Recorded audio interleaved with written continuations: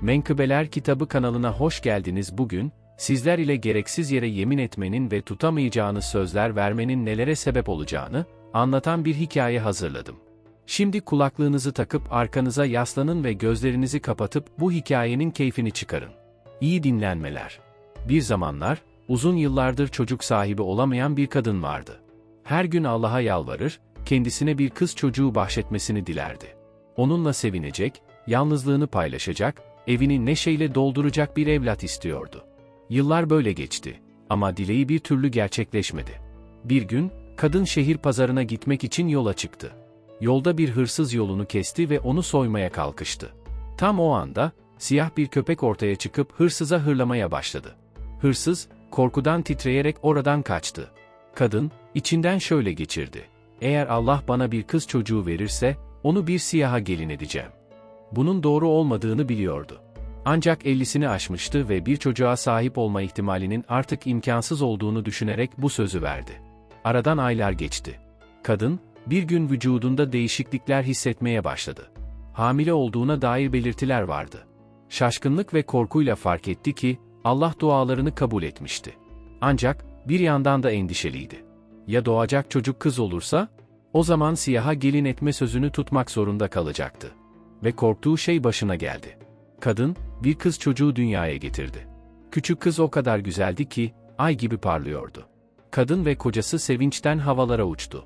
Kızlarına Ariç adını verdiler. O, evlerine mutluluk ve neşe getirmişti. Kadın, verdiği sözü tamamen unuttu. Yıllar geçti. Küçük kız büyüdü ve eğitim çağına geldi. Annesi ve babası onu bir medreseye yazdırdı. Böylece okuma yazma öğrenebilecekti. Bir gün, Ariç medreseden dönerken karşısına siyah bir köpek çıktı. Ona hırladı ve yaklaşmaya başladı. Korkuya kapılan küçük kız, hemen geri çekildi. Ancak köpek, ona yaklaşarak fısıldar gibi konuştu: "Annen verdiği sözü yerine getirsin." Ariç, korkuyla eve döndü. Ancak olanları annesine söylemeyi unuttu.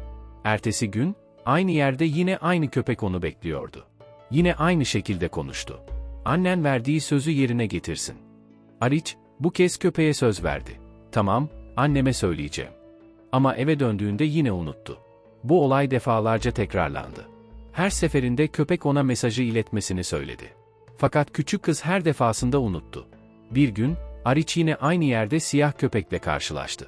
Ancak bu sefer, köpek onun her gün medreseye götürdüğü tahta yazı levhasını kaptı ve ona sıkı sıkıya tembih etti: "Bu kez unutma." Ariç, eve döndüğünde yine olanları unuttu. Ancak annesi, kızının her zamanki gibi tahtasını getirmediğini fark etti. Şaşkın bir şekilde sordu: "Tahtan nerede, kızım?" O anda, Ariç köpekle olan karşılaşmasını hatırladı ve annesine her şeyi anlattı. Annesi bir anda irkildi. Yıllar önce ettiği sözü hatırlamıştı. Kalbine bir ağırlık çöktü. Eşi eve döndüğünde, ona da her şeyi anlattı. Adam derin bir üzüntüye kapıldı. Ancak ağır bir iç çekerek şöyle dedi: "Verdiğimiz sözü tutmalıyız. Ne yazık ki başka çaremiz yok." Anne ve baba, kızlarından ayrılacakları o anın yaklaşmakta olduğunu fark ederek büyük bir hüzne kapıldılar. Artık her kapı çaldığında irkilerek bakıyorlardı. Acaba gelen siyah köpek miydi? Ve günlerden bir gün, kapı sertçe çalındı. Annenin yüreği hopladı. Kapıyı açtığında, karşısında siyah köpeği gördü. O tek kelime etmedi ama kadının ne için geldiğini anlaması için bu bile yeterliydi. Gözyaşları içinde kızının yanına gitti ve ona şöyle dedi: "Hazırlan, kızım. Verdiğim sözün zamanı geldi." Ariç, annesinin sözlerini olgunlukla karşıladı. İçinde bir korku vardı ama bunu belli etmedi. Sessizce hazırlandı. Annesi onu bağrına bastı ve gözyaşları içinde veda etti.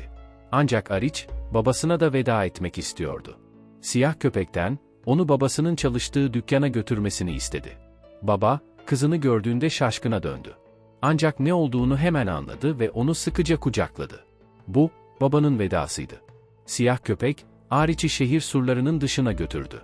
Burada, gözlerden uzak bir noktada ona şöyle dedi: "Sırtıma bin." Ariç, köpeğin sırtına bindi. Ve o an, siyah köpek havalanarak gökyüzüne yükselmeye başladı. Yükseldikçe yükseldiler. Bir süre sonra, köpek ona sordu: "Yukarıdan dünya nasıl görünüyor?" Ariç, hayranlıkla aşağıya baktı ve şöyle dedi: "Yemyeşil ve kahverengi bir halı gibi görünüyor." Köpek daha da yükseldi. "Peki şimdi nasıl görünüyor?" diye sordu. Ariç, şaşkınlıkla cevap verdi. "Şimdi devasa bir tabak gibi." Köpek, onu daha da yukarı çıkardı ve tekrar sordu. "Peki, şimdi nasıl görünüyor?" Ariç nefesini tuttu ve gözlerini kocaman açarak cevap verdi. "Dünya artık bir yumurtaya benziyor." Bir anda, yükseliş durdu. Tam o anda, sanki hiçlikten ortaya çıkmış gibi muazzam bir saray belirdi. Siyah köpek, Ariç'i sarayın avlusuna indirdi. Burası hayallerin ötesinde bir yerdi. Zeminden zümrüt parlıyordu. Sütunlar saf mermerden oyulmuştu. Tavan ise yakutlarla süslenmiş altından yapılmıştı. Etraf misk ve yasemin kokusuyla doluydu. Ariç, büyülenmiş gibi etrafı izlerken, siyah köpek sessizce oradan uzaklaştı. Kız, gözlerini alamadığı bu görkemli sarayın içinde dolaşmaya başladı. Nihayet, ihtişamlı bir salona adım attı. Salon, ipek ve pamuklu kumaşlarla döşenmiş, gümüş ve seramik kaplarla süslenmişti. Salonun ortasında, çeşit çeşit yemeklerle donatılmış büyük bir sofra vardı. En etkileyici kısmı ise salonun açık cephesi oldu. Buradan, sonsuz gibi görünen büyüleyici bir bahçeye bakılıyordu. Gözün görebildiği en uç noktaya kadar uzanan bu bahçede, rengarenk balıkların süzüldüğü büyülü bir gölet, zarif ceylanlar, türlü kuşlar ve meyve ağaçları vardı. Üzüm, nar, çiçek açmış narenciye ağaçları, her biri rüya gibi bir görüntü sunuyordu. Ariç, merak ve hayranlıkla bahçeye indi ve etrafı keşfetmeye başladı. Zaman öyle hızlı geçti ki, gün ışığı yerini geceye bıraktığında fark etti. Yorulmuştu. İçeri geri döndü ve salonun bir köşesine kıvrılarak derin bir uykuya daldı. Sabah olduğunda, kuş cıvıltıları ve çiçek kokularıyla uyandı. Bu durum onu şaşırtmıştı. Çünkü daha önce her sabah annesinin onu ev işleri için sert seslerle uyandırmasına alışkındı. Şimdi ise, hizmetçiler ona en leziz yiyecekleri, en güzel içecekleri ve en zarif ipek giysileri sunuyorlardı. Tüm bu güzellikler, zaten olağanüstü olan güzelliğini daha da artırıyordu. Ariç, her gün bu büyülü bahçeye iniyor ve yeni keşifler yapıyordu. Ne var ki, burada yaşadığı günlerin ardından, kaderi hakkında henüz bilmediği büyük bir sır saklıydı. Hayvanlar Ariç'in etrafında toplandı. Balıklar gölete yaklaşarak yüzeye çıktı. Kuşlar ise yanı başına kondu. Sanki hepsi onunla konuşmak, ona bir şey anlatmak istiyordu. Ancak Ariç, onların garip bir hüzün içinde olduğunu fark etti. Sanki içlerinde bir şey vardı ama bunu dile getiremiyorlardı. Bu yerin sırrı neydi? Neden bütün bu ihtişam ve lüks ona sunulmuştu? Bu sorular aklını kurcalıyordu. Sonunda dayanamayıp siyah köpeğe, yani Asya'da sordu. "Bana neden bu kadar ihtimam gösteriyorsunuz? Bu sarayın ve burada olmamın sebebi ne?" Asyad, "Ben sadece efendimin emirlerini yerine getiriyorum," dedi. "Seni onun için hazırlamam gerekiyor. Çünkü o, seninle evlenmek istiyor." Bu cevap karşısında Ariç'in içi ürperdi. Asyad devam etti. "Efendim, her kızın hayalini süsleyecek kadar yakışıklı bir prens. Onun karısı olmayı kim istemez ki? Düğününüz, bu ayın dolunay gecesinde olacak." Ariç'in kafası iyice karışmıştı. Siyah köpek, yemek vakitlerinde her zaman onun yanına oturuyor ve ona dikkatlice bakıyordu. Gözlerinde hem hayranlık hem de bir tür şefkat vardı. Ancak Ariç, onun sıradan bir köpek olmadığını hissediyordu. Sanki büyülenmiş bir varlıktı. Bu yüzden, her yemek vakti geldiğinde, onu da sofraya davet etti. Ancak Asyad, her seferinde nazikçe reddetti. Ariç, pes etmeyerek onu ısrarla elleriyle beslemeye başladı. Zamanla, siyah köpek, onun kendisine gösterdiği şefkate karşılık vermeye başladı. Ve nihayet, günler geçtikçe aralarındaki bağ derinleşti. Sonunda Asyad, artık ona her şeyi anlatmaya karar verdi. Ona yaklaştı, derin bir nefes aldı ve fısıldar gibi konuştu. "Ariç, sana bugüne kadar anlatmadığım büyük bir sır var. Sana bugüne kadar sakladığım büyük bir sırrı açıklamak istiyorum. Bunu senden önce buraya getirilen hiçbir kıza söylemedim. Efendim, yani seninle evlenmek isteyen kişi, aslında bir insan değil. O, ifritlerin en büyüğü." Ariç'in gözleri korkuyla açıldı. Her dolunay gecesinde bir kızla evlenmesi onun için bir gelenek haline gelmiştir. Ailesi, soylarının tükenmeye başladığını fark edince, bu korkunç ritüeli başlattılar. Her ay bir insan kızı, onun eşi olmak zorunda bırakılıyor. Ariç derin bir nefes aldı. Ancak yine de bir şeylerin farklı olabileceğini düşündü. "Peki, bu neden kötü olsun?" diye sordu. "Sonuçta, ben cinlerle evlenen ilk insan kızı değilim. Eğer bana iyi davranacaksa, bana bir prenses gibi yaşayacağımı söylüyorsan, O zaman bu bir sorun olmamalı. Ancak Asvad'ın yüzü karardı. Hayır, Ariç. O seni bir prenses gibi yaşatmak istemiyor. Onun asıl amacı, senden bir ifrit çocuğu sahibi olmak. Bunu başardıktan sonra, seni de tıpkı senden öncekiler gibi bir hayvana dönüştürecek. Ariç'in içi ürperdi. Asyad devam etti. Bahçede gördüğün o hayvanlar. Balıklar, kuşlar, ceylanlar. Hepsi, tıpkı senin gibi bir zamanlar güzel kızlardı. Onları ifrit, doğum yaptıktan sonra hayvana çevirdi. Bir an duraksadı ve sonra kendi gerçeğini de açıkladı. Ben de bir zamanlar ifritin hizmetkarıydım. Adım Şiraz'dı. Ama bir gün, onun yaptığı bu korkunç şeyi eleştirdim. Ona karşı çıktım. O da öfkelenerek beni köpeğe dönüştürdü. Ariç'in yüzü soldu. İçini büyük bir korku kapladı. Az önceki lüks ve ihtişamın yerini dehşet almıştı. Asyad, onun endişesini fark etti ve onu teselli etmeye çalıştı.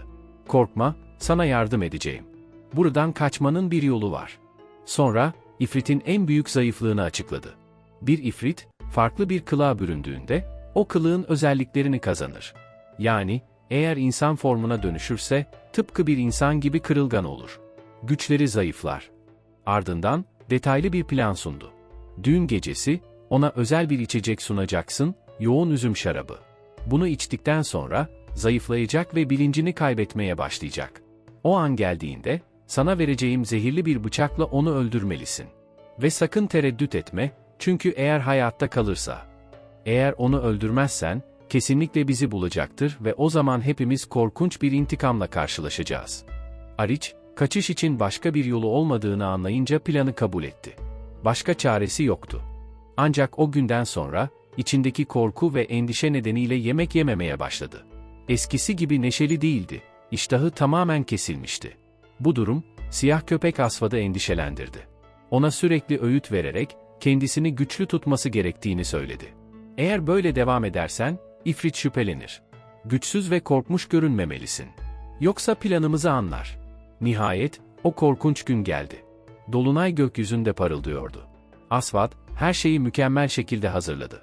Ariç'i en güzel giysilerle süsledi ve ona zehirli bıçağı verdi. Ardından, onu ifritin kendisini beklediği odaya götürdü.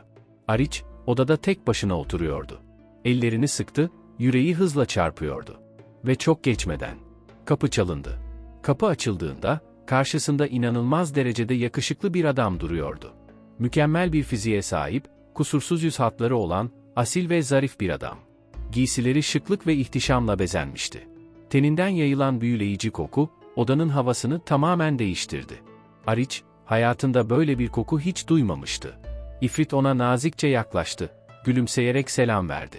Onu güzelliklerle, nazik sözlerle, iltifatlarla karşılayarak hediyeler sundu. Altınlar, mücevherler, değerli taşlarla süslenmiş taçlar. Daha sonra bir anlığına yanından ayrıldı. Ariç, gözlerini ondan alamıyordu.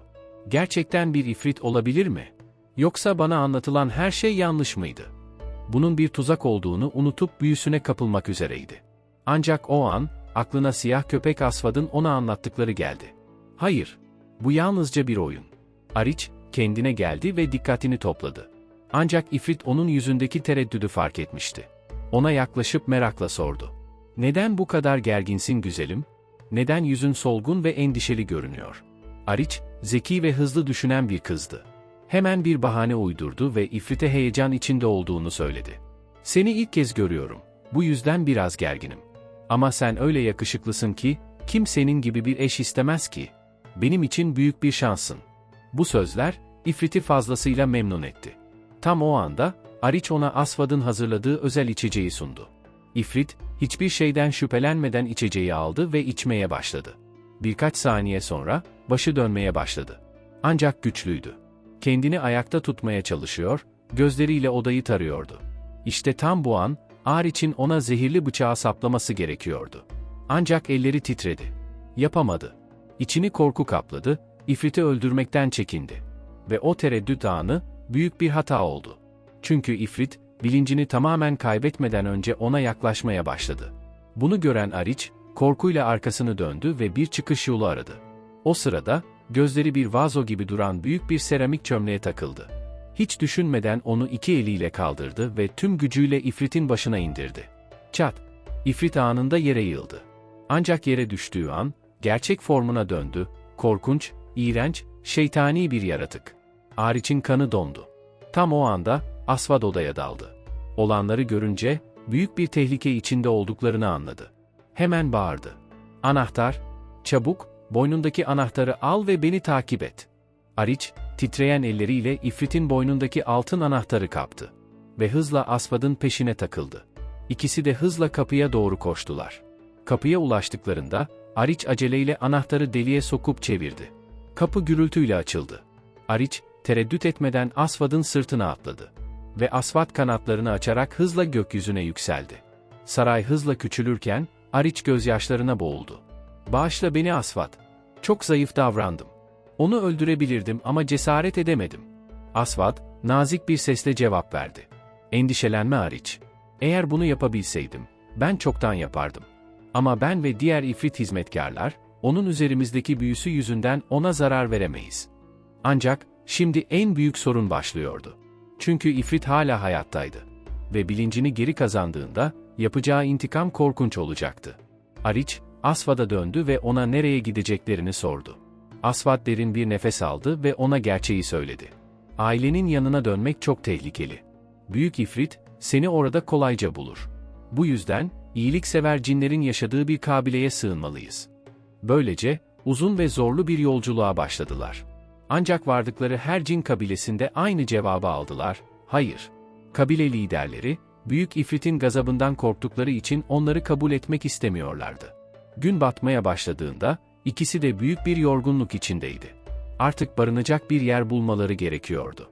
Tam o sırada, uzaktan solgun bir ışık gördüler. Merakla ışığa doğru ilerlediklerinde, bir mağaraya ulaştılar.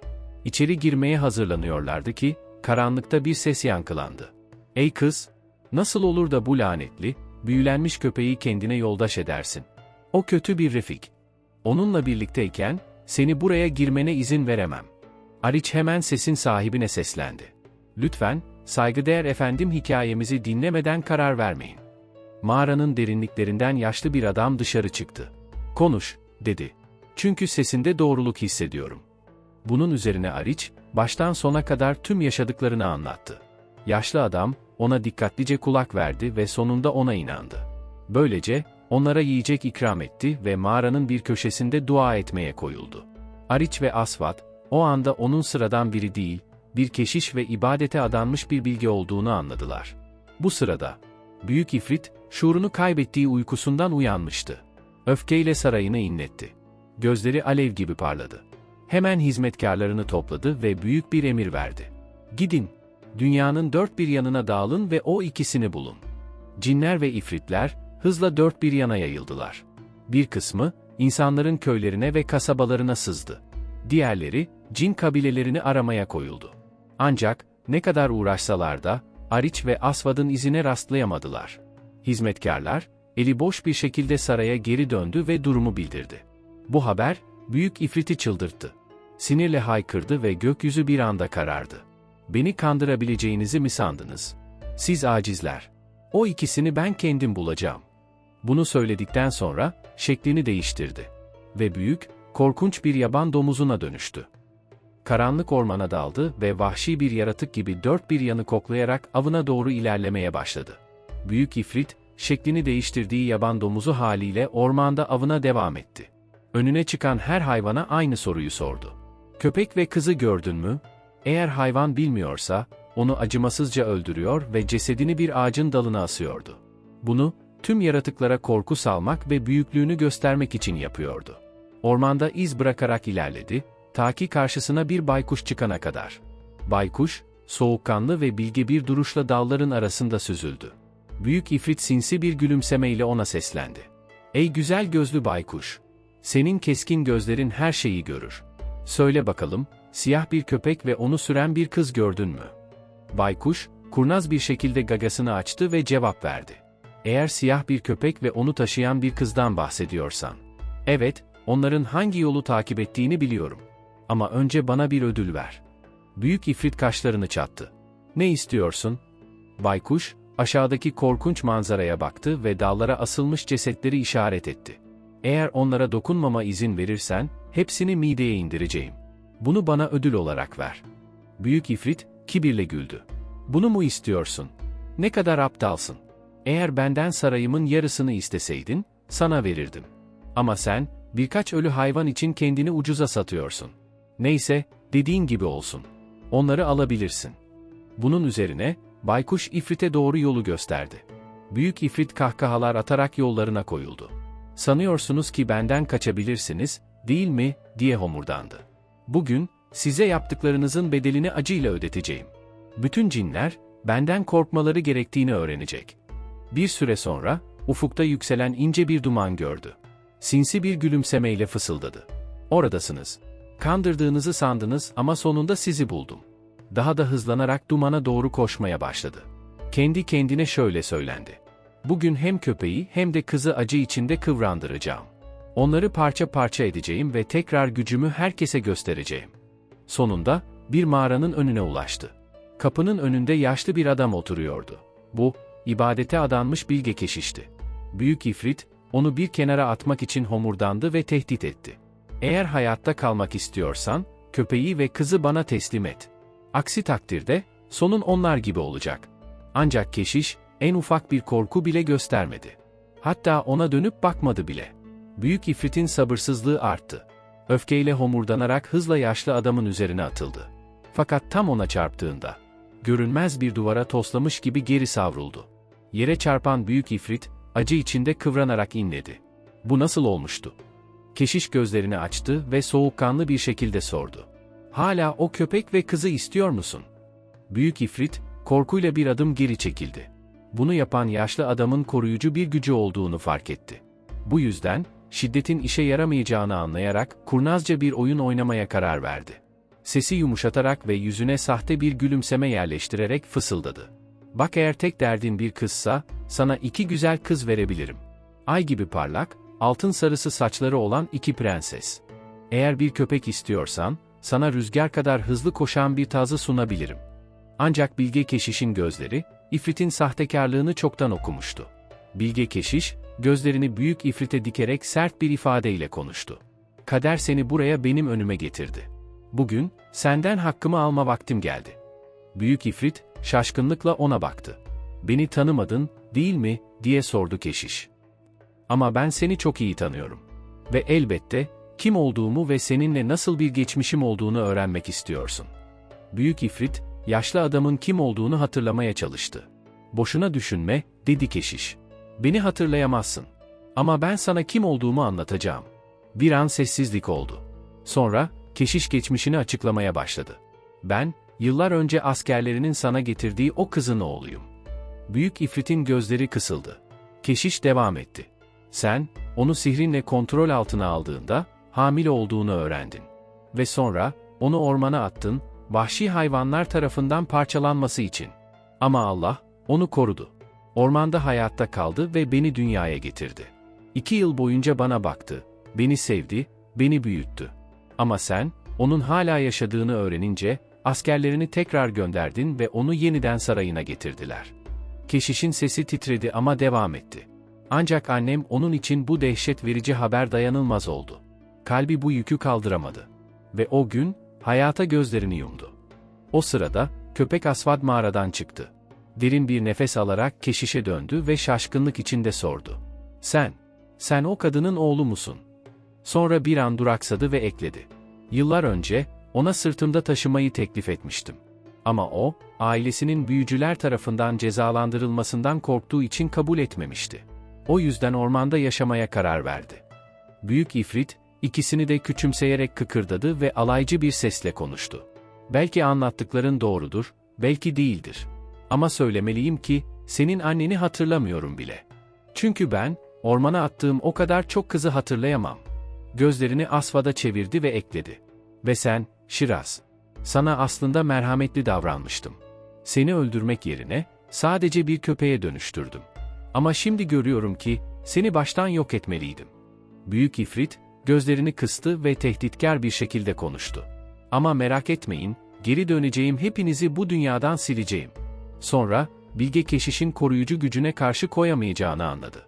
Tek başına savaşamayacağını fark ederek, geri çekildi. Burada güvendesiniz. Ama bu geçici bir durum, diye mırıldandı. Sarayıma döneceğim ve ordumu toplayacağım. Sonra buraya gelip hepinizi yok edeceğim. Ve büyük ifrit, oradan hızla uzaklaştı. Ama Asvad onun planını biliyordu. Kesinlikle geri dönecekti. Bu yüzden, Bilge Keşiş'e dönerek ona haber verdi. Keşiş, sakin bir şekilde başını salladı ve şöyle dedi. Biz burada beklersek, o bizi kolayca bulur. Ama biz onu şaşırtacağız. Onun hiç beklemediği bir hamle yapacağız. Asvad merakla sordu. Peki, nasıl? Keşiş gülümsedi. Onun sarayına gideceğiz. O sarayın içinde gizli mahzenler var. Onları sadece çok az kişi biliyor. Ve bizim elimizde, o mahzenleri açabilecek tek anahtar var. Senin Ariç'ten almasını istediğin anahtar. Asvad, bu plana ikna oldu. Ancak, Ariç de onlarla gelmek istedi. Fakat Asvad başını iki yana sallayarak şöyle dedi. Hayır, sen burada kalmalısın. Orası çok tehlikeli. Ariç, istemeden de olsa kabul etti. Keşiş, güvenliği için ona bir emanet verdi. Sana bir tüy bırakıyorum. Eğer bir tehlike sezersen, onu ateşe at. Bu tüy, anka kuşunun tüyüdür. Eğer onu yakarsan, anka kuşu gelip seni istediğin yere götürür. Son kez vedalaşıp yola koyuldular. Yolda, Asvad bir soru sordu. Nasıl hayatta kaldın? Daha 2 yaşındaydın. Ayrıca, büyük ifrit neden sana doğrudan zarar veremiyor? Keşiş, derin bir nefes aldı ve anlatmaya başladı. Annem öldüğünde, tek başıma ormanda kaldım. Zorla yürüyerek bir mağaraya ulaştım ve oraya sığındım. Ama orada açlık beni öldürmek üzereydi. Tam o sırada, mağaranın içine yaşlı, nur yüzlü bir adam girdi. Ve o adam, Hazreti Hızır'dı. Bana bir keçi getirdi. Sütü hiç tükenmeyen bir keçi. Ayrıca, hiç sönmeyen bir mum verdi ve mağaranın yanında tatlı su kaynağı fışkırttı. Bu nimetlerle büyüdüm, güçlendim. Vücudum kuvvetlendi, kemiklerim sertleşti. Artık vahşi hayvanlardan bile hızlıydım. Ve bu, Allah'ın bana verdiği bir lütuftu. Bu yüzden, büyük ifrit beni alt edemez. Asvad, bunu duyunca çok etkilendi. Hızır bu çağda bile ortaya çıktı ha, diye mırıldandı. Tam o sırada, büyük ifritin sarayına vardılar. Ancak, beklenmedik bir durumla karşılaştılar, kapı ardına kadar açıktı. Bu, bir tuzak olabilir miydi? İçeri girdiler. Ve mahzenleri aramaya başladılar. İlk mahzeni açtıklarında, gözleri büyüdü. Altın kaplı tabutlar diziliydi. Asvad, şaşkınlıkla mırıldandı. Bunlar, ifrit krallarının tabutları. Bu saray, nesiller boyunca hüküm süren ifrit krallarının mezarı. Fakat burada, daha büyük bir sır gizleniyordu. Keşiş ve Asvad, ilk mahzenden hızla çıktılar. İçeride eski ifrit krallarının altın kaplı tabutları vardı. Ancak onlara fayda sağlayacak bir şey bulamadılar. İkinci mahzene girdiklerinde, gözleri kamaştı. Burası büyük ifritin hazinesiydi. Değerli taşlar, altınlar, gümüşler ve en pahalı kumaşlarla doluydu. Ancak zenginlik aramıyorlardı. Bu yüzden buradan da ayrıldılar. Sonunda, 3. mahzene girdiler. Burası tamamen karanlık ve toz içindeydi. Kim bilir kaç yüzyıldır buraya kimse ayak basmamıştı. İçeride ilerlerken, eski raflarla dolu bir köşeye ulaştılar. Bunlar büyük kitaplarıyla doluydu. Keşiş, tozlu kitapları tek tek inceledi. Sonunda, bir kitabın üzerindeki tozu üfledi. Ve gözleri büyüdü. Bu, efsanevi Şemsülmarif kitabıydı. Bu kitap, büyücüler ve ifritler arasında yıllardır efsane olarak anlatılan bir kitaptı. Keşiş, sayfaları çevirmeye başladı ve bir büyü keşfetti. Asvad, diye seslendi. Burada, seni tekrar eski haline döndürecek bir büyü var. Asvad heyecanla ona baktı. Keşiş, okumaya devam etti. Ve sadece eski haline dönmekle kalmazsın. Seçtiğin bir formda yaşayabilirsin. Eğer istersen, yakışıklı bir genç adama dönüşebilirsin. Bunu duyunca, Asvad hafifçe gülümsedi ve kısık sesle mırıldandı. Ariç'e olan hislerimi fark ettiğine şaşırmadım. Dikkatlisin Keşiş. Ancak tam o anda, mahzenin kapısı gürültüyle açıldı. Büyük ifrit, askerleriyle birlikte içeri daldı. Hainler, diye kükredi. Kapıyı açık bırakacağınızı tahmin ettim. Ve işte buradasınız, şimdi benim merhametime kaldınız. Aniden, pelerininin ucunu kaldırdı ve hızla salladı. Pelerininin içinden gizemli bir büyü tozu yayıldı. Keşiş ve Asvad, anında bayılarak yere düştüler. Büyük ifrit, keyifle gülerek eğildi ve Asvad'ın boynundaki anahtarı aldı. Sarayın anahtarını geri aldım, diye böbürlendi. Ve şimdi, siz ikinizin cezasını bizzat vereceğim. Askerlerine emir verdi.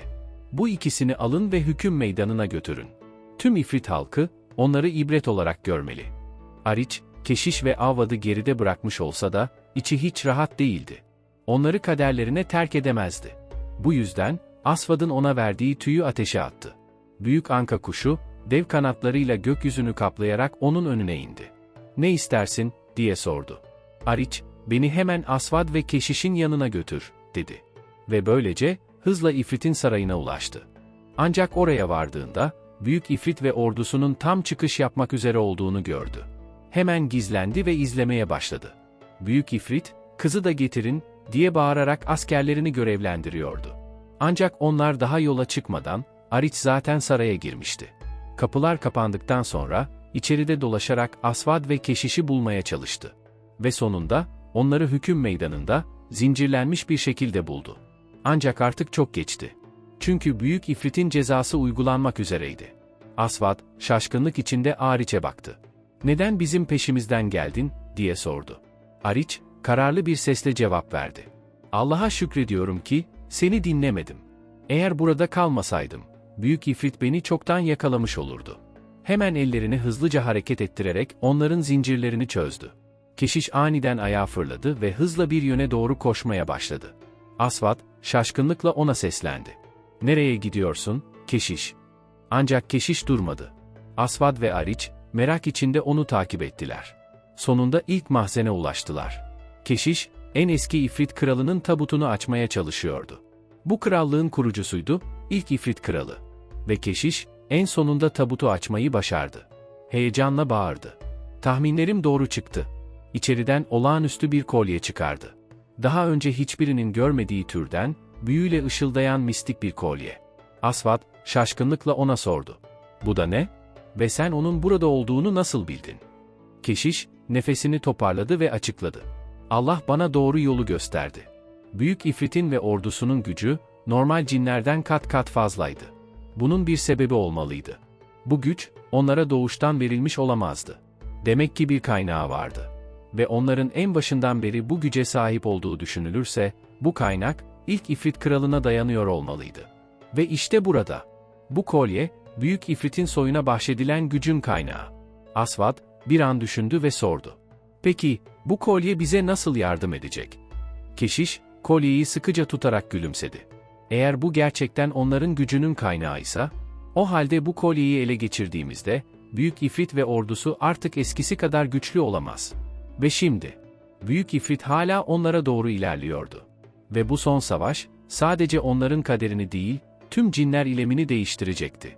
Eğer bu kolye gerçekten İfritlerin gücünün kaynağıysa," dedi Keşiş, "onu yok ettiğimiz anda, hepsinin gücü tükenir." Ancak tam o anda, sarayın kapıları gürültüyle açıldı. Büyük İfrit ve ordusu, öfkeyle içeri daldı. Gözleri alev gibi yanıyordu. "Sizi alçaklar! Beni kandırabileceğinizi mi sandınız?" diye kükredi. Keşiş, bir an bile tereddüt etmeden, kolyeyi hızla Asvad'a fırlattı. "Bunu hemen yok et. Dişlerinle parçala." Asvad, havada yakaladığı kolyeyi tüm gücüyle ısırdı. Ve o anda, kolyenin parçaları havaya savruldu. Kolyenin kırıldığı an, sarayın temelleri sarsılmaya başladı. Yer çatladı, duvarlar titredi. Bunun üzerine, Ariç anka kuşunun sırtına atladı.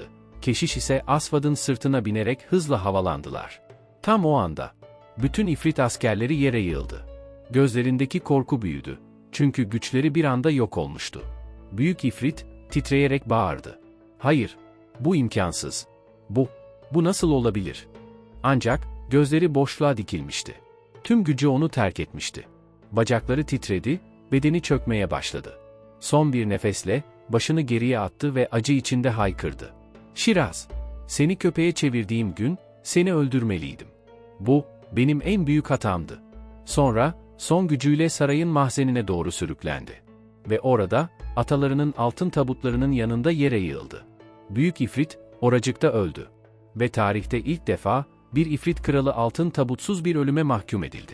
Saray tamamen çöktü. Küçük bir taş bile ayakta kalmadı. Ve tam o anda, bahçedeki tüm hayvanlar birer birer ışıklar içinde kayboldu. Çünkü onlar, tekrar insan haline dönmüşlerdi. Her biri, sihirle tutsak edilen güzel kızlardı. Özgürlüklerine kavuştuklarında, hepsi gözyaşlarına boğuldu. Ve böylece, Keşiş, Asvad, Ariç ve diğer kurtulan kızlar, Ariç'in ailesinin yaşadığı kasabaya döndüler. Oraya vardıklarında, Ariç, ailesine sarıldı. Anne ve babası gözyaşları içinde kızlarına sarıldılar. Büyük bir kutlama yapıldı, ziyafetler verildi. Herkes, Büyük İfrit'in yok edilişini ve özgürlüğün dönüşünü kutladı. Ve Asvad, yani Şiraz, Ariç'e gülümseyerek baktı. O, artık sadece bir köpek değil, kendini sevdiği kıza kanıtlamış bir kahramandı. Ve böylece, karanlığın hükmü sona erdi. Ve bir çağ, özgürlükle yeniden doğdu. Ancak Asvad'ın içinde bir burukluk vardı. Çünkü Şemsülmarif kitabı, sarayın enkazının altında kalmıştı. Eğer o kitap olsaydı, insan formuna dönüşebilir ve Ariç'in onu gerçekten kabul edebileceği biri olabilirdi. Keşiş, Asvad'ın içindeki hüznü fark etti. Sessizce ona yaklaştı ve hafifçe gülümsedi. "Üzülme, Asvad. Allah'ın izniyle, sen yine de istediğin haline dönüşeceksin." Ve o anda, cebindeki gizli kağıdı çıkardı. Bu, Şemsülmarif kitabından yırtıp sakladığı özel bir sayfaydı. Büyük İfrit onları yakalamadan önce, Keşiş bu sayfayı fark etmiş ve hızlıca cebine atmıştı. Sayfayı açtı ve içindeki büyüyü yüksek sesle okumaya başladı. Birdenbire, Asvad'ın bedeni ışıkla parladı. Bütün vücudu değişmeye başladı. Ve birkaç saniye içinde, Asvad, yakışıklı bir genç adama dönüştü. Ariç, bunu görünce gözlerine inanamadı. O an, aradığı kişinin başından beri Asvad olduğunu fark etti.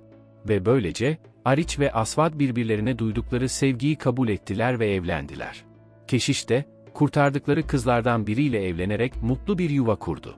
Hepsi birlikte huzur dolu bir hayat sürdüler. Büyük İfrit'in ölümüyle, İfrit Krallığı sonsuza kadar tarihe karıştı. Zamanla, insanlar bile bu korkunç krallığın varlığını unuttular. Artık dünyada onların kötülüğünden korkmalarına gerek yoktu.